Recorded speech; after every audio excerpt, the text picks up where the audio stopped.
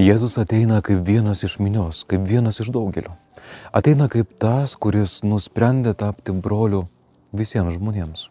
Jis stojasi į vieną gretą su nusidėjėliais.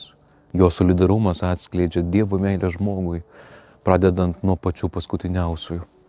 Įsivaizduok, Jėzus, kuris neturi jokios nuodėmės, stovi eilėje kartu su nusidėjėliais. Jis prašo krikšto. Ir būtent šią akimirką atsiskleidžia Dievo logika. Dievas nusižemina, kad būtų arti žmogaus. Arti tų, kurie yra kančioje, tiek kūnu ir dvasia. Jėzus neleidžia, kad kultūrinės normos diktuotų jo elgesį santykėje su kitu žmogumi. Jisai kaip gerasis ganytojas leidžiasi ieškot paklydusios avies, kur jinai bebūtų nuklydusi, ir nurodo jai kelią į susitikimą su Dievu. Tai jis panyra į Jordaną, į tą vietą, kur žmonės palieka savo nuodėmes. Jis panyra į žmonių nuodėmes, kitaip sakant, kad mes taptume laisvais Dievo vaikais.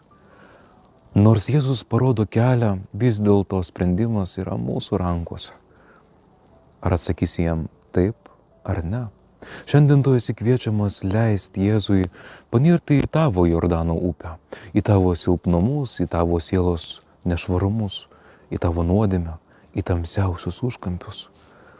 Ir kai tai padarysi, pamatysi, kad net tenais, tamsiausiuose tavo sielos kampeliuose gali nušviesti Dievo šviesa, nes ten yra ir bus Kristus.